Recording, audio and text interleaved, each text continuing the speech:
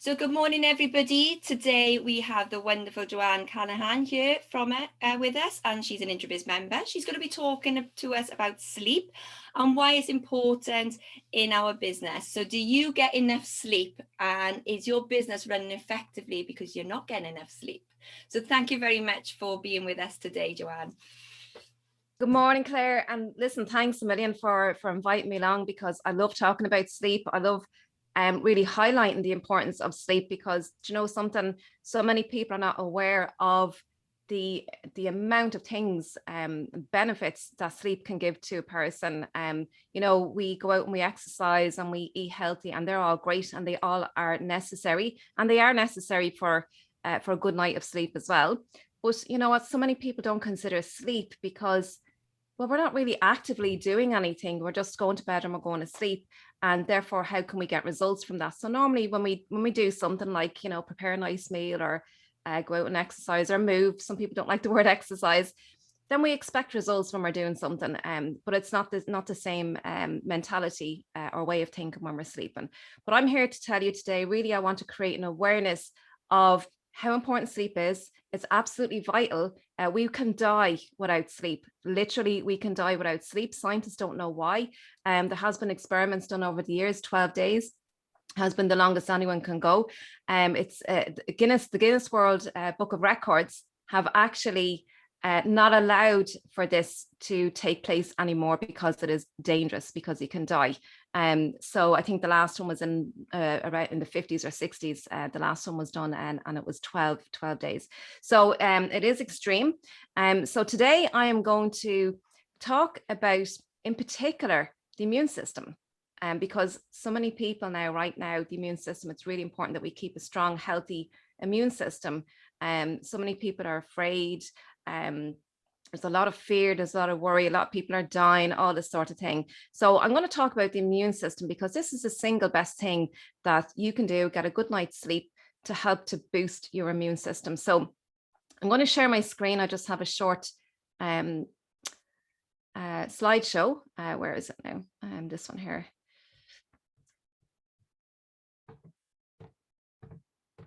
Okay, and I presume you all see my screen there, okay?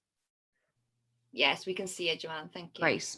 Okay, so let me start by saying, so we have all the different systems in our body, okay? Our nervous system, our immune system, our circulatory system, our reproductive system. These are all really important, but all these systems are primarily governed by our nervous system. So this gives all the instructions out. Now, when we don't get a good quality night of sleep, our nervous system actually slows down. So this is our information highway. It sends all the instructions, you know, to make our hormones and all the chemical messengers and everything else that goes on in the body. So if you consider your nervous system, these instructions, this information highway actually slows down all the signaling, because we are electrical beings, right? And these are all electrical impulses that go through the body, that makes the body work effectively. This all slows down. So therefore, everything becomes sluggish in your body. So I thought this was a profound thought, if you consider this. Another thing as well that a lot of people are not aware of, and this has really only been discovered in the last 20 years or so, is the brain goes through a detoxification process. So our body has its own lymphatic system, but the brain has its own separate detoxification system, because we do have a blood-brain barrier, and the brain has to be really extra careful not to let toxins into the brain. So it has its own detoxification system. So only when we're in a deep phase of sleep, the tissues actually shrink. And this allows for our fluid, our cerebrospinal fluid, to come into the brain and literally wash our brain out of all these toxins. So we naturally have a buildup of toxins during the daytime. These are all byproducts from all our the cellular activity. And there's one particular toxin in the brain called beta amyloid.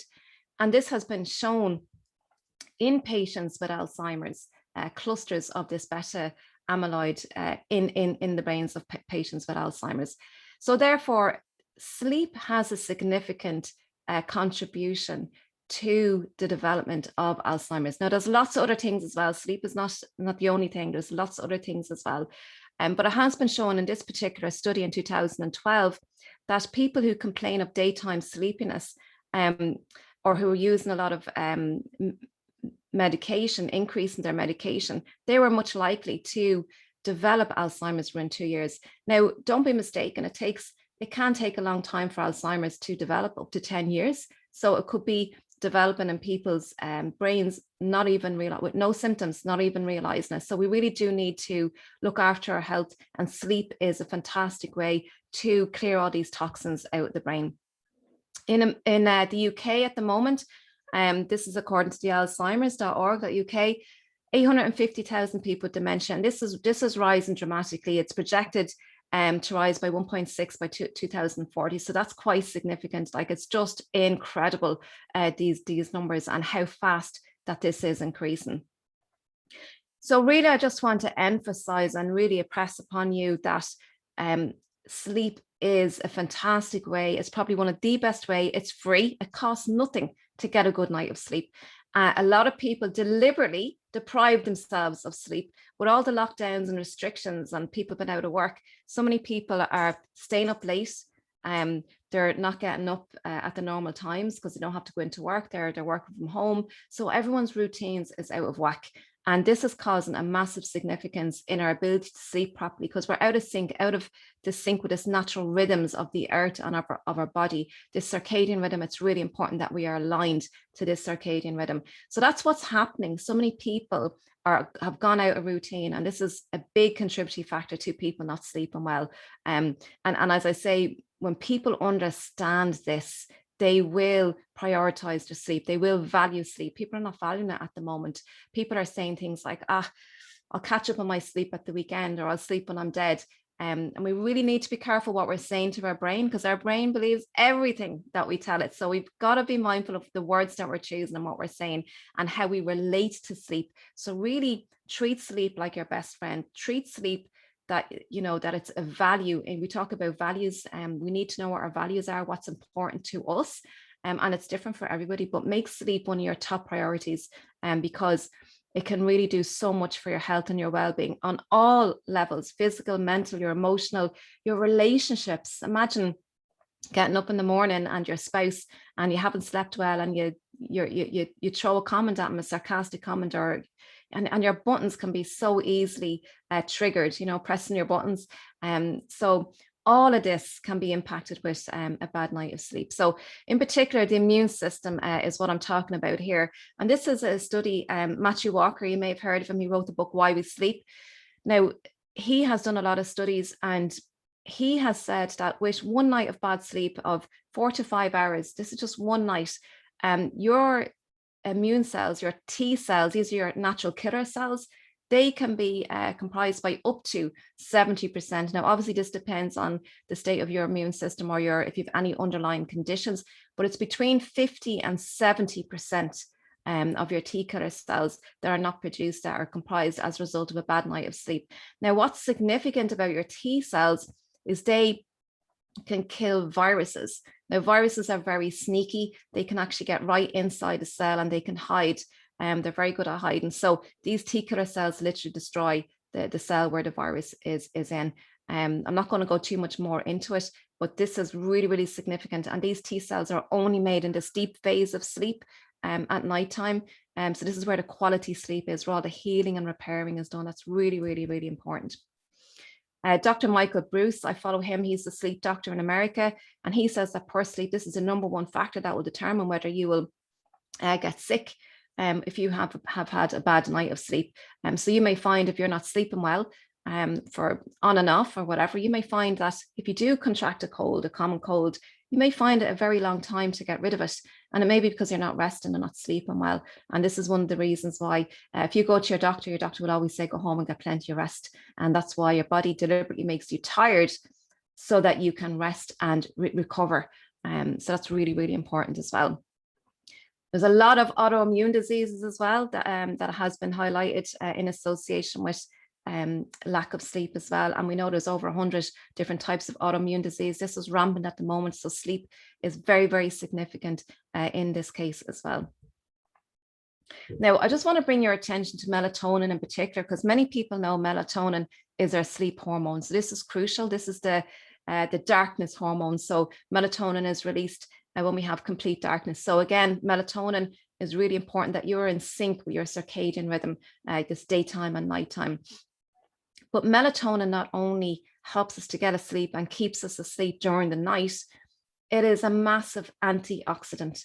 So this can help with inflammation in the body. And we know inflammation is behind every single disease or disharmony in the body. We do have inflammation naturally, but like everything else, when it gets out of balance is when it causes a problem. So melatonin is a massive antioxidant. Also helps with our anti-aging as well. So all the ladies will love this. Plenty of melatonin.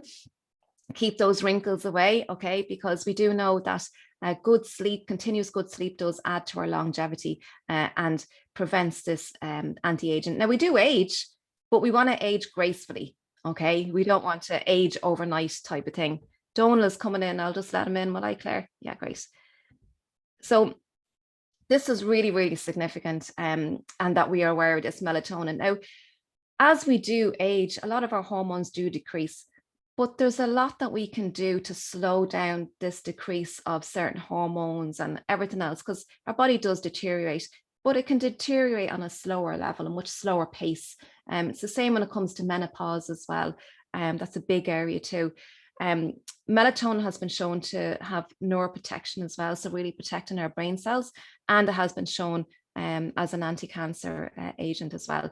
So do look into that a lot further. Melatonin is quite significant, a massive big antioxidant, in addition to it being our sleep hormone as well. Just really want to quickly bring you through the sleep stages. So when I spoke about melatonin, and we do sleep in stages. So stages 1 and 2 is very light sleep. And this is when we're drifting off to sleep. This is when everything is slowing down. So it may take 10 to 15 minutes for us to naturally fall asleep. And this is natural. Some people say the minute their head hits the pillow, they're gone. I have no problem sleeping. The minute I hit my head on the pillow, I'm gone. Well, I hate to tell you that is a sign of sleep deprivation. Because everything has to slow down naturally. Our blood pressure, our body temperature, our core body temperature is really, really important. Our breathing, everything has to slow down. And it's a natural process that it takes about 10 to 15 minutes for us to naturally fall asleep, okay? Stages 3 and 4, this is our deep phase of sleep. This is where all the healing, all the repairing is done, where all our T cells are made. This is where we're in a delta wave stage. So a delta slow wave stage. It's also called slow wave sleep, okay? And then we have the REM sleep. So this is where we dream.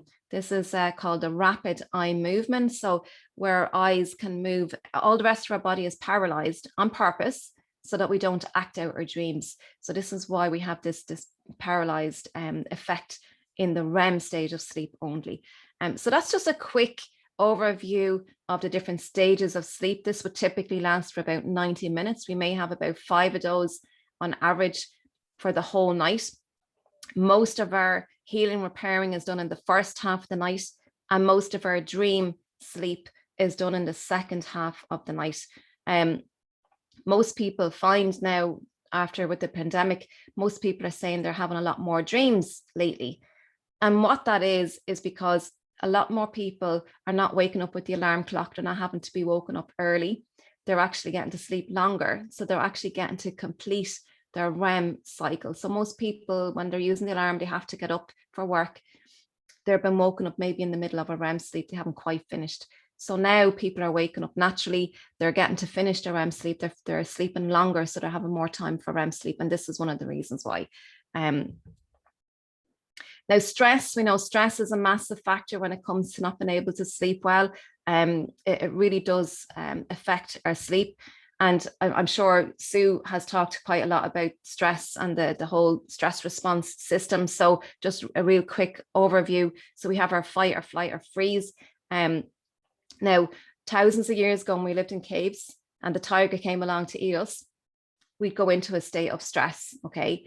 All the adrenaline and the cortisol would flood into our body. All our blood would go to our arms and legs to help us to run away. But then when the tiger went away, or that threat went away, everything would calm down, okay? So nowadays, that response is us in the traffic. It's our husband or our wife or our children or an angry boss, okay? It's constant. It's all our worries, our concerns, financial worries. It's constant. And this is what the problem is, because we are not switching off. So it's continuously on. And we've got a high level of cortisol and adrenaline. We're not using up our adrenaline. Many people are sitting at their computers on Zoom calls. We're not using up energy. So I could spend a whole day talking about stress, the stress response, but I just want to give a quick overview, because what's really significant about this is our reproductive system is not important. So it's shut down when we are in a state of stress, because it's not important when we're in a state of survival. Also, our immune system is shut down. So even if we have a cold or a virus running around in our body, it's not going to kill us in the next 10 minutes like the lion can. So that's comprised as well. Okay, so that's really important to understand that. And our digestive system is shut down as well. So that's really important. And this is like, we are really living in a chronic state of stress at the moment. A lot of people are coping, they don't realize it. And a lot of people say, I'm not stressed, but a lot of people are not aware. So I just want to touch on that. I don't want to go into it too much more. So it's really important that we do have the rest and digest state. I also call it the stay and play, because stay being present and play being playful. So when we're playful, it's something that a lot of us are not doing, is being playful, because we're too serious about life now. And we need to be playful, because this is where we can let go of all our concerns and worries. Okay. So the circadian rhythm and the sleep drive, these are the two most important factors. I spoke earlier about being in alignment with our circadian rhythm, and this is really, really important. So what we can do to stay in alignment and stay in sync. So getting up at the same time every morning, our cortisol is naturally highest in the morning time. And cortisol is supposed to dissipate throughout the day, and be very low at nighttime when we're going to sleep, and then melatonin kicks in. So they have a bidirectional relationship with each other. But what's happening now is we've got a lot of cortisol in our body at nighttime. So to be aware of this and understand it, and do what we need to do to practice mindfulness, or manage our stress during the daytime, because a lot is to do with what we do during the daytime, how we manage stress, and be able to go to sleep and relax naturally at nighttime. So the gut, really important, just to really briefly touch on the gut. The microbiome in particular has a big role in so many things in our body, but one of them is sleep. In our gut, serotonin and melatonin is available in the gut. A lot of it is made in the gut. So we really need to mind our gut, look after microbiome, because this is where our serotonin, melatonin is produced. And serotonin is our feel good. It's a neurotransmitter, and we need serotonin. We need serotonin to make our melatonin. So that's really significant. And also stress. I touched on stress and the vagus nerve, which actually can turn on this the different stress states. So the rest and digest, or the fight or flight. So the vagus nerve can actually, and the vagus nerve runs through our whole body. It's the longest cranial nerve. So we can do things like singing, humming, anything to vibrate that vagus nerve, to massage that vagus nerve, can turn on your rest and digest. So the vagus nerve is very, very significant. And again, we need to mind our gut, because the vagus nerve runs through all of this. So daily routine, really minding doing this, getting up at the same time every morning, going to bed at the same time every night. Set an alarm clock for going to bed at night rather than getting up in the morning. Try that one. So it's really, really important that we have this routine. I love EFT tapping for that emotional freedom technique. You can look it up on YouTube. There's loads of videos. It's a great way to help you relieve you of stress. So that's something I like to practice. Also, get rid of your phones. Take your phones out of your bedroom at nighttime. The blue light blocks that melatonin. So that's really, really a big, big factor. There's so many more things. It keeps us addicted, the dopamine effect, and it also stimulates the brain. So get the mobile phones out of your bedroom at nighttime, put it on flight mode. It's a big, big pet hate that I have at the moment, especially with kids and teenagers. So just to finish up, be mindful of how you're thinking of sleep. Like what I said, sometimes people say, I don't have time for sleep. I have more important things to do. Be really mindful of the things that you're saying, because your brain believes everything that you say. And Henry Ford said this fantastic quote: whether you think that you can or that you can't, you're usually right. So whatever you're thinking, you're right, because that's what you're telling your brain. Really, really powerful quote. So just some quick tips to finish up. Morning routine: get sunshine first thing in the morning. This resets your circadian rhythm. I was outside walking in grass on bare feet, in my bare feet this morning. I do that every morning. Okay, it's great for grounding. Also create a wind down routine in the evening time. So you need to slow down in the evening time, really be mindful of that. Turn your devices off, avoid alcohol and caffeine as well. So caffeine is a stimulant. Alcohol may get us asleep at nighttime, but it does fragment our sleep during the nighttime. And then wake up at the same time every day as well. Really, really important. So I think I've just gone, maybe I'm on bang on time. Am I, Claire? Yeah, brilliant. Okay, great. So that's it. So thank you. And Claire, I'll hand it back to you. I'll stop sharing. I was just going to say, just go back, because I know you have got a book out as well. That's yes, How to Get a Good Night's Sleep. It's actually on my banner there behind me. So if anybody wants to purchase, where can you purchase that, Joanne? howtogetagoodnightsleep.com. Oh, right. Okay. It's not. Is it on Amazon as well? Yeah, it's on Amazon as well. Yeah. Brilliant. That was absolutely fantastic. And I've heard you talk about how to get a good night's sleep before. And the second time, I think we need to have you on maybe every so often, because I've made a few notes. My accountability to everybody is I am going to go to bed and wake up at the same time every day. Because what you said last time, I put a few, I actually implemented them into my daily routine, into my life. And so that's my next accountability, because I've never heard of that. Go to bed and wake up at the same time every day, and set your alarm clock to go to bed. Amazing. Isn't that good? Yeah, brilliant. I have an alarm clock set to go to bed, but I always ignore it. Okay, your accountability then, Emily, is not to ignore it. My husband even programmed the lights in the living room. So if we're watching TV at 10 o'clock, they come on bright and go off again, like in a cinema, reminding us to stop watching and go to bed. But again, we usually just like, oh, right, it's telling us to go to bed. And then we keep sitting. That's like last orders in the pub, the lights going on and off. Yeah. Or the movie cinema when they're going to kick you out to... Okay, we'll have, that was amazing. Thank you so much, Joanne. And I'm going to continue recording. So if we can I just ask Joanne a quick question first, please? Can we just ask when I stop recording, and then we'll ask, because this is going to go out onto social media. And then if we all do a 1-minute pitch now, and so everybody can connect with us, and then afterwards, then we can ask questions. So 1-minute pitch is, what is your business? What is your why? Your name, what is your business, what is your why, what is your uniqueness, and what are you looking for? So if we can please keep it for a minute, so we can keep everybody's attention, that will be great. And I'll go along the top of my screen to Sue. So if we do Sue, I'm going to give you an order now, so I don't have to keep interrupting. Sue, Emily, Jitten, and Donald. Have I missed? No, that's it, isn't it? Yeah. So Sue, if you go first, thank you. Hi, everyone. My name is Sue Worrell. I'm a nutritionist and a senior associate at the Royal Society of Medicine. I love nutrition, passionate about health. Brilliant talk by Joanne then, because sleep is one of the most important things.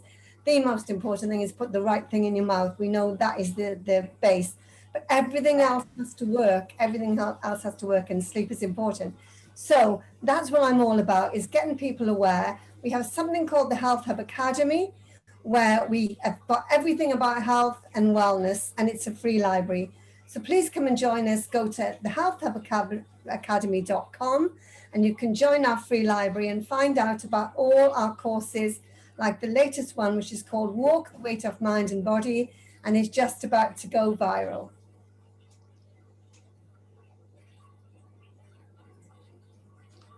Thank you, Sue, and over to Emily.